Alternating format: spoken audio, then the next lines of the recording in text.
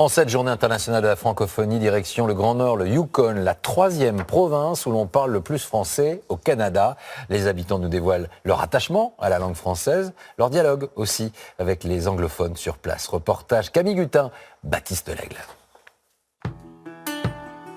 Vivre au Yukon, c'est habiter une immense terre sauvage tout au bout du Canada. Un endroit où les rivières glacées se disputent aux étendues de sapins enneigés. C'est sur ce territoire que Claude Vallier et sa famille ont décidé de s'installer il y a 15 ans. Quand ils sortent de leur jardin, c'est ski au pied. On est bon? On va aller tout droit, on va aller le petit chemin dans la forêt. Et avec comme décor, les grands espaces dignes du cercle polaire.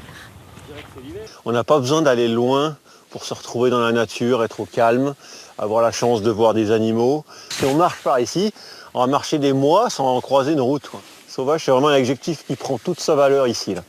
Originaire d'Annecy, cet ancien gendarme de haute montagne rêvait du Grand Ouest canadien depuis plusieurs années, avant de faire un premier voyage au Yukon. Doucement. Le coup de cœur est immédiat. C'est nos gardiens pour les ours. Mais ce qui le décide surtout à s'établir ici, c'est la présence d'autres Français et de services francophones.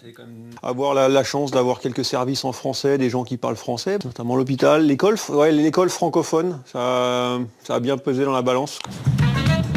Car le Yukon est la 3e province où l'on parle le plus français au Canada, 14% de la population. Et chaque année, le nombre de personnes francophones ne cesse d'augmenter. Dans la capitale Whitehorse, les élèves peuvent effectuer toute leur scolarité en français s'ils le souhaitent, de la primaire au lycée. Alors aujourd'hui, on commence une nouvelle unité sur les fonctions rationnelles. Pour beaucoup de jeunes, il s'agit aussi de perpétuer la langue française alors que leurs parents ont bien souvent dû l'abandonner. Pour moi, c'est important parce que mon père, quand il était plus jeune, ses parents, ils ont arrêté de parler en français, puis ils ont perdu leur français, ce qui était vraiment dommage. Donc là, moi, je veux juste continuer ça.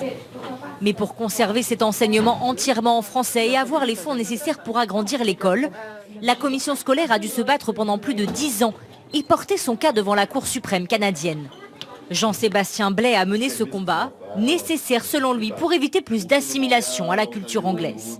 C'est important d'avoir une école qui soit dynamique, qui soit rayonnante, parce que ça illustre vraiment l'importance du bilinguisme au Canada, l'importance d'avoir un pays vraiment qui reconnaît pleinement la langue française et sa culture.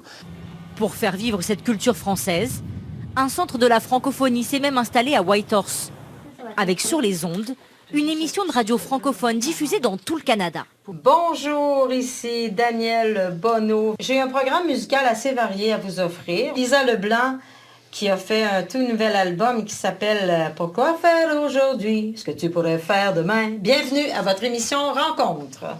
Pourquoi faire aujourd'hui ce que tu pourrais faire demain? On veut continuer à la parler, notre langue. On veut la vivre. On veut vivre dans notre langue.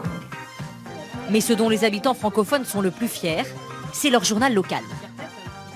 La devise, elle est ici, la voix française de la dernière frontière. C'est un journal de 1986. Depuis 39 ans, l'aurore boréale est distribuée partout au Yukon.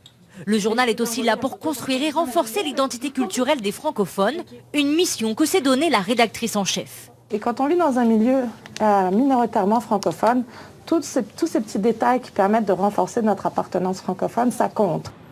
Si le Yukon attire de plus en plus de francophones, le territoire mise aussi sur les anglophones. Désormais, lorsqu'ils s'installent ici, ils veulent aussi apprendre le français. En 15 ans, par exemple, le nombre d'inscriptions dans les écoles d'immersion en français a plus que doublé.